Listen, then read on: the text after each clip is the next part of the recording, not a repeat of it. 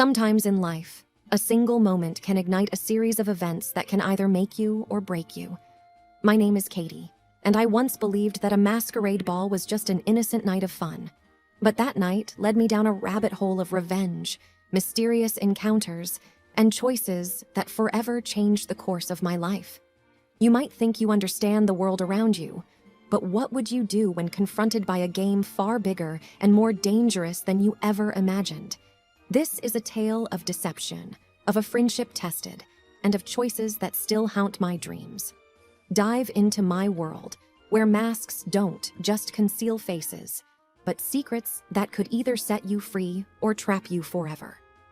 Join me on this journey, but be warned, once you're in, there's no turning back. So, my name is Katie, and this is my story. I swear it's just a business dinner, Katie. Robert's voice echoed in my ears as I stared at the photo on my phone. The image was grainy, but I recognized the intimate corner of La Petite Bistro, the small, upscale French restaurant downtown. There, in the dim light, sat Robert, laughing, his arm draped comfortably around a woman. She wasn't from his office. Hell, she wasn't from our world, a model perhaps, or some actress from those daily soaps he claimed he never watched. And that sparkling dress? Definitely not business attire. I felt a sinking feeling in my stomach, like I was free falling without a parachute. We'd been together for 5 years and lived together for 3. There'd been ups and downs, sure, but this? I never saw this coming. It's just business, I scoffed aloud to the empty apartment, feeling betrayed and stupid. A bitter taste settled in my mouth. Revenge wasn't something I believed in, but right now, it felt like the only language my broken heart understood. Pacing the living room, a plan began to form. The element of surprise was on my side.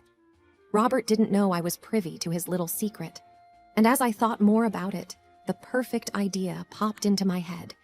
The annual masquerade ball, an event he'd been looking forward to for weeks. Robert had spoken about it endlessly, how significant it was for networking and for his future at the firm. If I played my cards right, I could expose him in front of everyone that mattered. Before the idea fully formed, doubt crept in. Am I being too rash? I wondered. Maybe there's an explanation. But the image of his hands on her waist refuted every hopeful thought.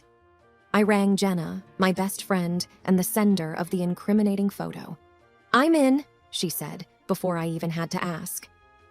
Over the years, we had a shared love for classic revenge plots from movies and books. But this was real, and the stakes were high. She suggested we make it symbolic, a play on our favorite revenge tales. The more we brainstormed, the clearer the plan became. I would crash the ball, not as Katie, his loving girlfriend, but as a mysterious stranger, taking him through a night he'd never forget. The days leading up to the ball were a whirlwind. I feigned ignorance with Robert while secretly preparing. Dress fittings, mask selections, and rehearsing my alter ego's persona became my nightly routine. My heart raced every time I thought of the upcoming confrontation, both with excitement and trepidation. Is this too extreme? I often wondered. But the scene at the bistro replayed, grounding me in my mission. The night of the ball arrived faster than I anticipated. The grand hall was bathed in shades of gold and crimson. Ornate masks concealed identities, creating an atmosphere of mystery and intrigue. Robert was there, looking dashing in his suit. From a distance, I observed him, wondering how he'd react once the game began. "Remember, make him want to chase you," Jenna whispered into my ear. She was there to support me, dressed just as extravagantly, but she'd remain in the shadows, my silent guardian. My heart pounding loudly, I stepped onto the dance floor.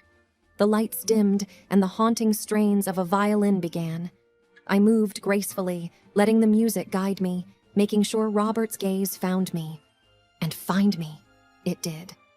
As our eyes locked, I could see the confusion and curiosity in his. I beckoned him with a sly smile and danced away. The chase had begun. As the night wore on, Robert tried again and again to approach me. Each time I'd slip away, leaving him more intrigued. He seemed hooked, desperately trying to figure out the identity of the mysterious woman who'd captured his attention. Every move was calculated, every glance intended to draw him deeper into my web. Towards the midnight hour, I finally allowed him to corner me in a secluded balcony, the city lights playing a muted backdrop to our impending confrontation. As he stepped closer, trying to peek beneath my mask, I spoke in a voice I hoped he wouldn't recognize. "Do you enjoy playing games, Robert?" He hesitated, then whispered, "Who are you?" With a deep breath, ready to reveal everything and bring my plan to its climax, I slowly removed my mask. His eyes widened in shock, trying to process the familiar face beneath the mask. But before he could fully grasp it, I quickly replaced my mask, maintaining my mysterious aura. "You didn't answer my question," I whispered, playing with the ends of the mask's ribbon. There was a flash of recognition, but confusion quickly took over. "Katie," he stammered, but I wouldn't let him break my character. "Ah, names, so binding, so revealing," I replied in a playful tone, circling him. "Tonight, I'm not Katie. Tonight, I'm just a curious soul, wondering why men play games. Can you tell me, Robert?" He gulped, the weight of the situation slowly dawning on him. "This is about the dinner, isn't it?" He was visibly nervous now, his polished demeanor from earlier crumbling. "I saw an interesting photo recently," I mused aloud, looking out at the cityscape. "A man claimed he was at a business dinner, but it didn't seem like business to me. What do you think?" Robert's face paled. He opened his mouth, seemingly searching for the right words. "Katie, I can explain. It's not—" "Shh," I interrupted, holding a finger to his lips.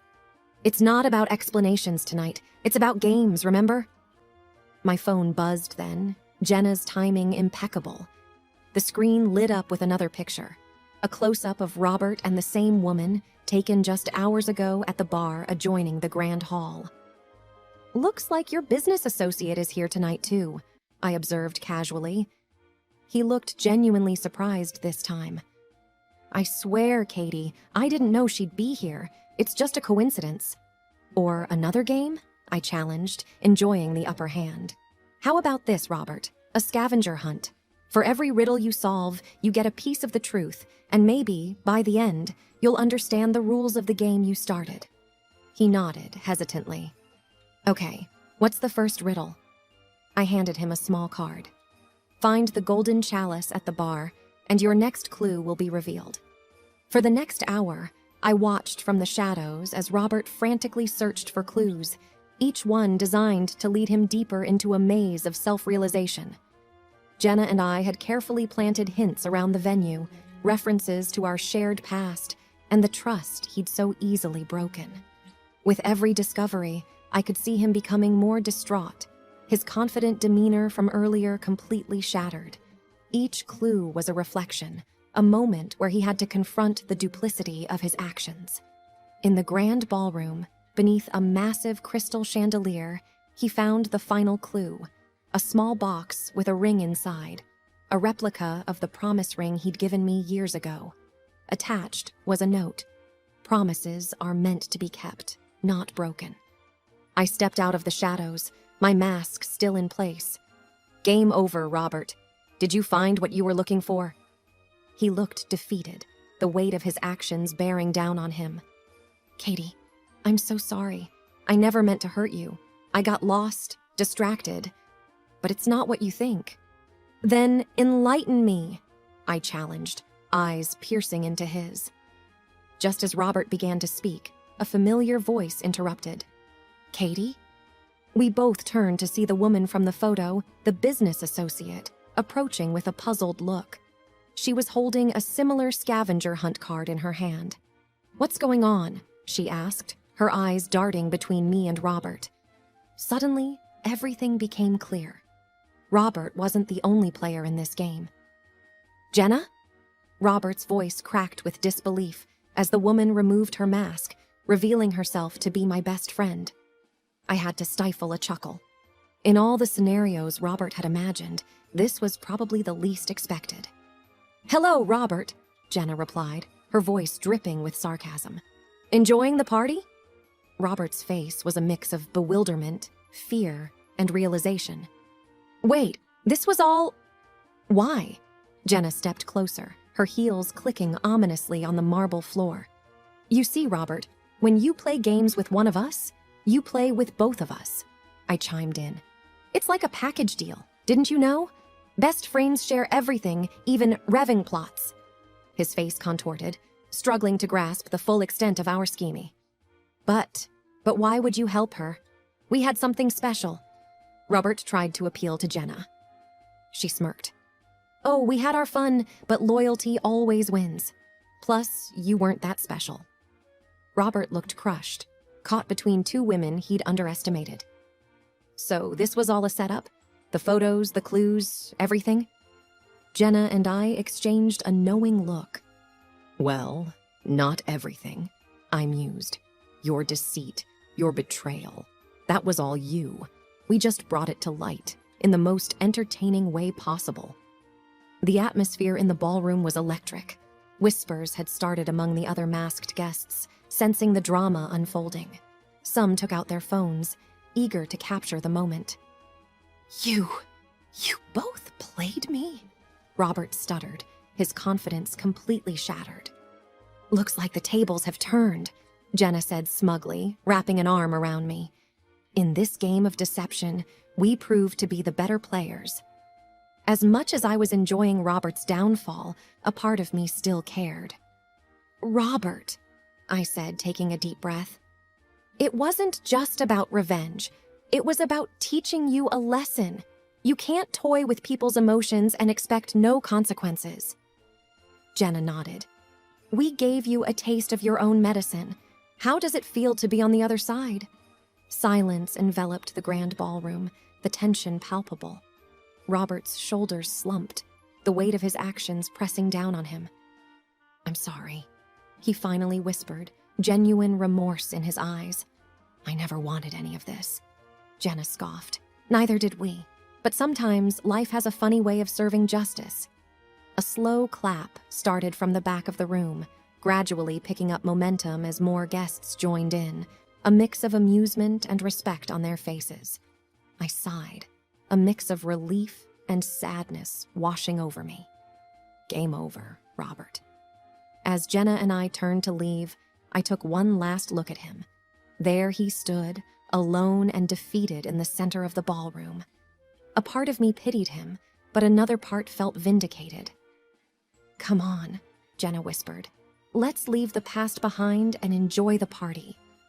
Arm in arm, we walked away, our plan executed flawlessly. But little did I know, the night still had a few surprises in store. As Jenna and I moved through the crowd, the reality of our accomplishment began to sink in. We had successfully orchestrated the perfect revenge. A cocktail of smug satisfaction and lingering tension colored the atmosphere, making each step feel like a victory march.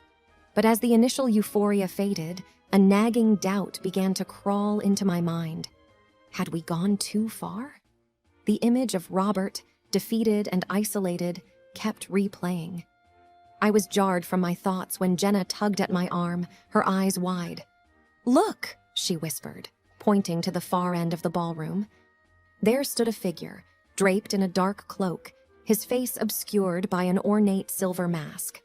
It wasn't the costume that caught our attention, but the fact that he stood next to the portrait Robert had commissioned, the one that had started it all. In his hand, he held a red rose, identical to the one Robert had given me at that cursed business dinner. Who is that? I murmured, the hairs on the back of my neck standing up. I don't know, Jenna replied, her voice tinged with concern. But he's been watching us since we entered. Deciding to confront the mysterious stranger, we made our way towards him. As we approached, he turned, his eyes locked onto mine, giving me an unsettling feeling. You must be the star of tonight's performance, he said, his voice deep and smooth. Your little scheme was quite illuminating. Who are you? I demanded, my heart rate increasing. The man chuckled. A mere spectator, fascinated by the game you two played. Jenna stepped forward, her protective instincts kicking in. What do you want?" He smiled, revealing a set of unnervingly white teeth. "Just to offer my congratulations, and perhaps a warning." "A warning?" I echoed, confusion and fear blending into a chilling cocktail. "Yes," he continued. "While you might have won tonight, be wary of resting on your laurels. There are bigger games afoot, with players far more cunning than dear Robert." My stomach twisted in anxiety. "Are you threatening us?" He laughed, a sound that sent shivers down my spine. "No, merely a piece of advice. Tonight, you reveled in the thrill of deception and revenge, but such games can be addictive, and not everyone you might cross in the future will be as easy to outmaneuver as Robert." The weight of his words settled heavily. While our revenge had felt justified, had we inadvertently set ourselves up for something more dangerous? The mysterious man placed the red rose on a nearby table. "Remember this rose. It's a reminder that every action has consequences, and the world is filled with shadows and secrets." With that cryptic message, he melted into the crowd, leaving Jenna and me stunned. The rest of the night was a blur. We tried to enjoy the party, but the encounter with the masked man had cast a shadow over the celebrations. As we left the ballroom, the early morning chill greeting us, Jenna turned to me. "Do you think he was serious about there being bigger games?" I thought for a moment, the cold air crystallizing my fears. "I don't know, but one thing's for sure. We need to be careful. Our little revenge plot might have opened a door we can't easily close." Jenna nodded, hugging herself against the cold. "We'll face it together, whatever comes our way." And with that silent vow between best friends, we walked into the night, unaware of the adventures and challenges that awaited us. The days that followed were unsettling. Everywhere I went, I felt as if I were being watched. Every creak in my apartment, every rustling of the trees outside my window, every unexpected phone call sent my heart racing. "I can't live like this," I said to Jenna one evening. We were at her apartment, the TV blaring some random show in the background, its significance lost amidst our concern. Every moment feels like a countdown to something, and I don't even know what. Jenna, ever the pillar of strength, sighed. "We just need some kind of closure. We need to find out who that man was." But how? We had no leads, no name, nothing but a silver mask and a cryptic warning. Our chance, however, came from an unexpected quarter. A few days later, an ornate envelope landed on my doorstep. The front bore just one word: invitation. Cautiously, I opened it. Inside was a card with an address, date, and time. At the bottom, a sketch of a silver mask. My hand shook. The mysterious man was reaching out. I immediately called Jenna. "We need to go," she said resolutely. "If we ever want peace of mind, we need answers." The address led us to an old mansion on the outskirts of town. On the appointed evening, we found ourselves outside its grand doors. Taking a deep breath, we stepped inside. The interior was a mix of opulence and decay. Dusty chandeliers hung from the ceiling, their crystals catching the dim light, and worn-out tapestries decorated the walls. In the middle of the hall, surrounded by a circle of chairs, stood the mysterious man, still wearing his silver mask. "Welcome," he greeted, gesturing for us to sit. Hesitant, we took our seats, our senses on high alert. "As you've probably guessed, I have been watching you," he began. "Your little game with Robert was intriguing, and while it was entertaining, it caught the attention of people like me, those who play a far more dangerous game." I gulped. "Who are you?" He removed his mask, revealing a middle-aged man with sharp features and piercing eyes. "I am Lysander, and I represent a society that thrives on challenges, games of wit, strategy, and sometimes danger." Jenna leaned forward. "Why bring us here?" Lysander smiled. "To offer you a place in our society. Your handling of Robert showcased intelligence and resourcefulness, traits we value." My heart raced. Was this an opportunity or a trap? "And if we refuse?" Lysander shrugged. "You walk away, but remember, life is a game. Whether you play with us or against us is up to you." Jenna and I exchanged glances. This was bigger than any revenge plot. It was a crossroad, one that would shape our future. "We need time to decide," Jenna finally said. Lysander nodded, placing his mask back on. "Of course, but remember, the clock is ticking."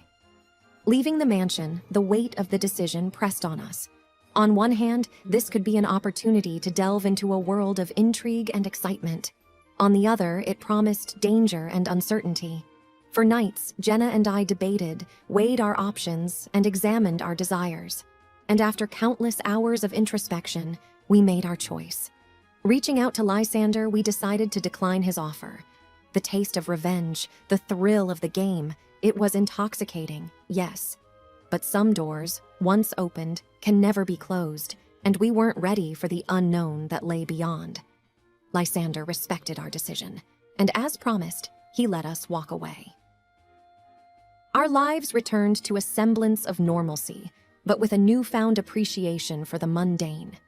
Years passed, and the memory of that fateful night at the masquerade and the mysterious invitation began to fade. But every once in a while, when the night was quiet and the shadows grew long, I would find a single red rose on my doorstep, a silent reminder of the game we once played and the choices we made. And so, as I pen down this account, my message is simple. Revenge might taste sweet, and the thrill of the game might be enticing, but always remember, every choice has consequences, and sometimes the price might be too high.